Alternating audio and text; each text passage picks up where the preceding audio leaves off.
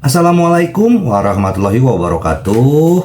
Apa kabar sobat Sopter semuanya? Semoga kalian semua dalam keadaan sehat jasmani dan rohani, tidak kekurangan satu apapun. Bab 2585 sampai bab 2588. Waktu berlalu. Orang yang dilihat Ye Junlin selalu ada di Universitas Kunlun. Tidak pernah pergi sama sekali. Orang lain yang belum ditandai juga tidak berbuat banyak. Sepertinya artefak itu tidak pernah hilang. Namun artefak tersebut tidak pernah dikembalikan. Ini benar-benar berbeda dari prediksi Ye Junlin sebelumnya. Bagaimana dia tahu bahwa laboratorium dewa memiliki peralatan untuk memindai artefak? Bagaimana sekarang? Yang lain mulai panik. Mau tak mau aku bertanya pada Ye Junlin. Tunggu, tidak ada cara lain yang baik, kata Ye Junlin. Dia sedang memikirkan apa yang sedang terjadi. Pak X di seberang terus menganalisa. Jika Dewa Kegelapan berasal dari tanah terlarang nomor 76, apa hubungannya dengan Daxia? Mengapa dia mendirikan Akademi Kunlun? Apa tujuannya? Petik 2. Dari segi ras, para dewa yang keluar dari tanah terlarang nomor 76 lebih bias terhadap kita. Dari barat. Jika kita ingin bekerja sama, kita harus bekerja sama dengan negara-negara seperti Kerajaan Elang Perang. Bagaimana bisa Daxia? Semua orang tidak bisa memahaminya. Pak. Garis bawah sepanjang. Malam berlalu. Artefak itu tidak pernah dikembalikan. Dan lusinan orang yang ditandai oleh Ye Junlin tidak pernah meninggalkan Universitas Kunlun. Ini sangat aneh dan membuat Ye Junlin sangat bingung. Apakah menurut mereka artefak tersebut cukup kuat untuk menempatinya? Atau ada cara lain untuk keluar dari sini? Setelah menunggu semalaman tanpa hasil, Ye Junlin memutuskan untuk kembali. Operasi perburuan ini gagal. Apa yang saya persiapkan masih menyisakan banyak hal yang diinginkan. Mari kita lanjutkan dari aspek lainnya. Tidak lama setelah Ye Junlin pergi, tiba-tiba ada yang berteriak artefaknya hilang. Ketika para siswa sedang berada di tempat mereka menginap, mereka semua berdiri ketika mendengar suara tersebut. Semua berkumpul di luar, dan menyampaikan kabar bahwa artefak tersebut hilang silih berganti. Satu lolos ke 10. Dari 10 menjadi 100. Segera seluruh akademi mengetahuinya. Ribuan siswa berkumpul. Pertarungan ini mengejutkan para instruktur. Mereka juga berkumpul dengan cepat. Para siswa dan instruktur berkumpul di tempat penyimpanan artefak. Bahkan Tian Sensui dan yang lainnya pun bingung. Mereka belum mengumumkan berita tentang artefak yang hilang. Siapa yang membuat berita? Ada sesuatu yang salah dengan ini. Tapi begitu banyak siswa yang datang. Setidaknya beri mereka penjelasan. Guru, tolong lihat dan lihat apakah artefak itu ada di sana. Desak semua orang. Menghadapi desakan banyak orang, Tian Sensui hanya bisa membawa semua orang ke laboratorium. Di mana artefak itu diletakkan, ketika kotaknya dibuka, di dalamnya terdapat senjata lain, yang bukan artefak sama sekali. Jelas telah disubkontrakkan. Ketika mereka sampai di sini, Komandan Tian sepertinya memahami sesuatu. Mereka sedang direncanakan untuk melawan. Artefak itu memang hilang. Cari cepat. Artefak itu telah disubkontrakkan. Kerumunan meledak. Dalam benak setiap orang, artefak ini sama seperti milik mereka. Kehilangannya sungguh tidak dapat ditoleransi. Kita harus menemukan orang yang mencuri artefak itu dan menghukumnya dengan berat. Semua orang berteriak, itu tidak benar. Kemarin, mentor Anda mengatakan bahwa artefak itu tidak boleh dibuang. Kecuali salah satu dari kita. Petik 2. Saya pikir mentor yang menjaga artefak tadi malam punya kata-kata, kan? Petik 2. Iya. Aku yakin. Aku melihat raja berdampingan sedang menjaga artefak itu. Sekarang dia tidak ada di sini. Itu berarti dia curiga. Tiba-tiba seseorang berkata, pasang sekring pada Ye Junlin. Kalau begitu, mari kita temui Guru Ye dan mencari tahu. Oke. Oke, semua orang merespons. Ribuan orang bergegas menuju Ye Junlin. Saat ini, Ye Junlin baru saja tiba di stasiun. Guru Ye, kapan artefak itu sampai kepada kita? Bab 2586. Semua orang mendapat barang curian. Jiao Tianyu memegang artefak itu dan menatap Ye Junlin dengan heran dan bertanya. Yang lain juga berkata, ya, saya tidak tahu apa yang terjadi. Saya bangun pagi-pagi dan artefak itu ada di sini. Aneh sekali. Kami belum menyentuhnya sama sekali. Selain itu, artefak itu tersembunyi di dalam laboratorium. Jadi kita belum punya kemampuan untuk mengeluarkannya. Semua orang sangat terkejut. Ye Junlin mengambil alih artefak itu. Melihatnya dengan cermat, tiba-tiba, dia punya firasat buruk. Tidak baik, artefak itu sebenarnya dikirim kembali. Hanya saja tidak dikirim kembali ke laboratorium. Sebaliknya, dia mengirimkannya kepada dirinya sendiri. Ye Junlin tiba-tiba teringat pada sekelompok pria yang memandangnya dengan penuh arti ketika mereka pergi tadi malam. Saat itu, Ye Junlin mengira mereka menertawakannya karena tidak dapat menemukan mereka. Sekarang sepertinya saya punya ide lain. Mereka ingin artefak tersebut dikirimkan kepada mereka, dan kemudian menyalahkan diri mereka sendiri karena mensubkontrakkan artefak tersebut. Semua ini sudah direncanakan sejak lama. Pantas saja artefaknya belum kembali. Inilah alasannya. Tidak baik, boom. Tubuh Ye Junlin tiba-tiba bergetar. Saat ini, sejumlah besar orang bergegas masuk. Ye Junlin masih memegang artefak itu di tangannya. Semua orang bisa melihatnya sekilas, hahaha. Benarkah, Ye Junlin lah yang mencuri artefak itu? Dia juga mensubkontrakkan yang palsu. Semua orang menang, mari kita lihat apa lagi yang bisa dia bantah. Bodoh, dia menyembunyikan artefak itu setelah mencurinya, dan kemudian mengeluarkannya untuk dilihat semua orang. Bukankah dia baru saja mengirimkannya ke pintunya? Ribuan orang melihatnya dengan mata kepala sendiri. Tidak ada alasan, bahkan Ye Junlin sendiri tertawa. Ternyata mata-mata ini diam-diam berencana melukai diri mereka sendiri. Tapi itu agak terlalu kekanak-kanakan, permainan anak-anak. Tapi dengar ini, Jiao Tianyu dan yang lainnya segera mulai membela. Semua orang telah salah paham. Kami melihat artefak di sini ketika kami bangun pagi-pagi. Saya tidak tahu siapa yang menaruhnya di sini. Guru Ye juga baru saja kembali. Dia tidak, jangan mencurinya. Iya. Lagi pula, dia tidak punya motif untuk mencuri. Dia tidak suka hal ini. Haha. Apa kalian kentut? Kalian belum punya motif. Seberapa kuat artefaknya? Semua orang melihatnya kemarin. Siapa yang tidak serakah, bahkan mentor utama pun tidak kebal terhadap godaan. Sedangkan bagi Anda adalah kelompok yang paling kecil kemungkinannya untuk mendapatkan artefak tersebut. Mentor Anda serakah terhadap artefak tersebut, jadi dia memindahkannya. Dan dia adalah mentor yang menjaga tadi malam. Dia bisa melakukannya dengan mudah. Tian Chesen Sui mengatakan bahwa orang luar tidak dapat mencuri artefak itu, kecuali salah satu dari kita sendiri. Ini hanya menunjukkan bahwa itu adalah Ye Junlin siapa yang melakukannya. Selain itu, semua ini dilakukan dengan mata kepala kita sendiri. Aku melihatnya, apakah kamu masih ingin berdalih? Ketika semua orang mengatakan ini, tidak peduli bagaimana Jiao Tianyu dan yang lainnya berdebat, itu sia-sia. Bagaimanapun, artefak yang hilang ditemukan di sini, dan Ye Junlin lah yang mengambilnya secara pribadi. Tidak ada gunanya mengatakan apapun. Ye Junlin diam-diam mempelajari keterampilan kita beberapa hari yang lalu. Sekarang tidak aneh mencuri artefak. Petik 2.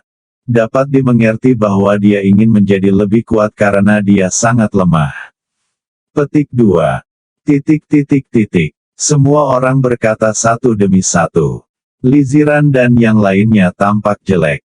Melihat Ye Junlin dengan tidak percaya. Apakah dia benar-benar mencuri artefak itu agar menjadi lebih kuat? Bukan karena mereka tidak mempercayai Ye Junlin, tapi buktinya kuat. Saya juga tertangkap basah sedang mempelajari latihan secara diam-diam.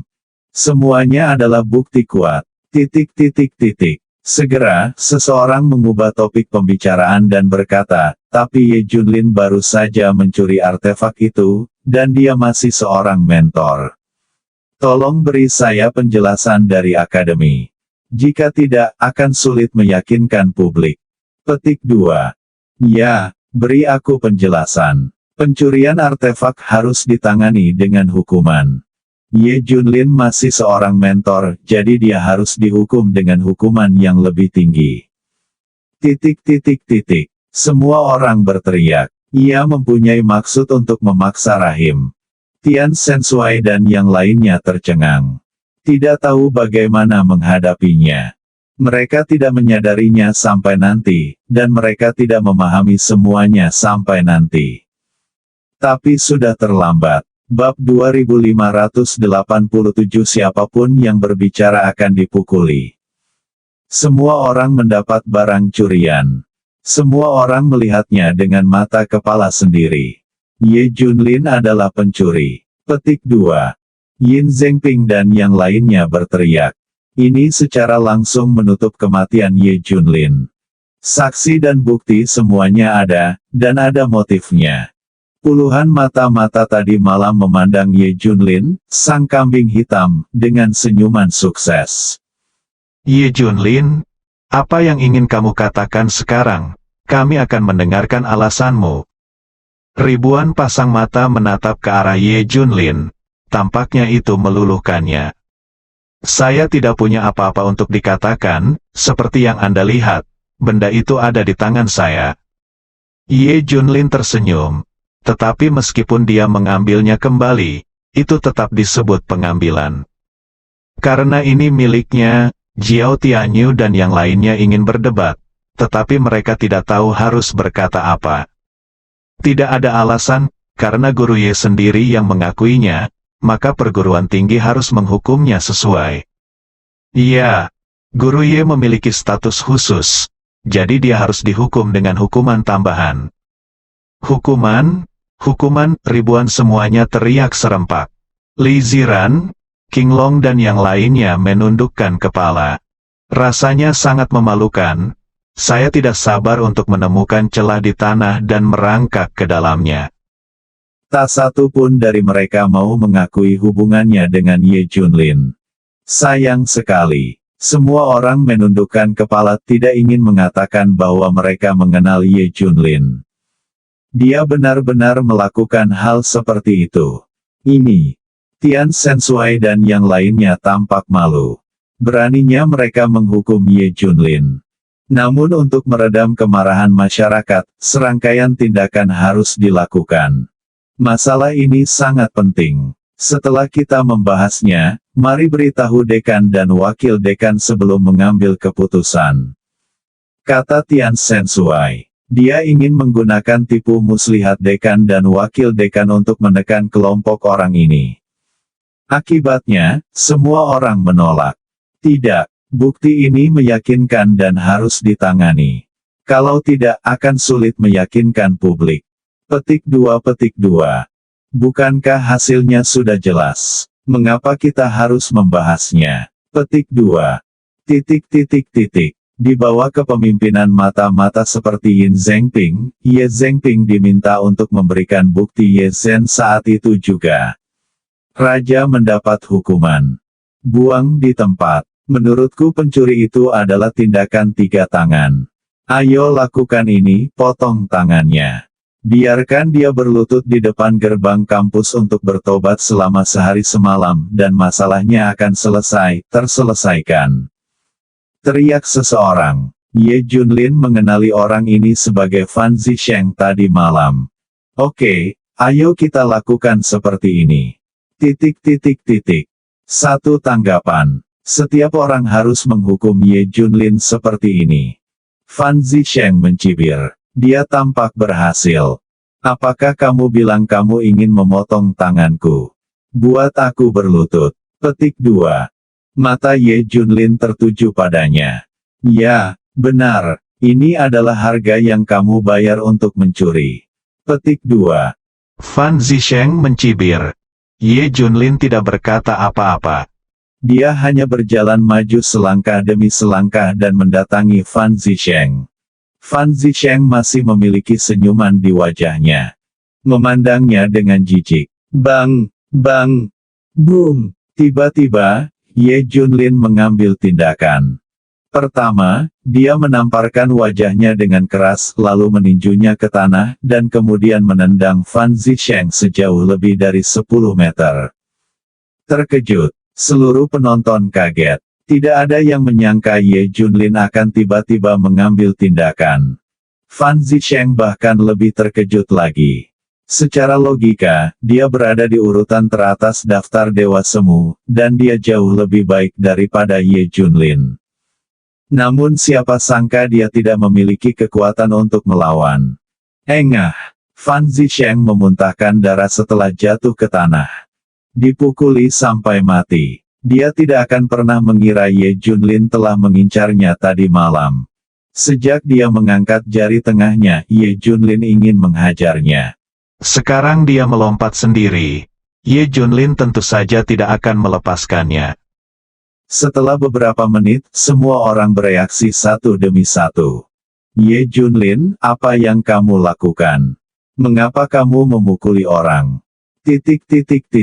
Beberapa mata-mata dengan Fan Zisheng berteriak tanpa sadar.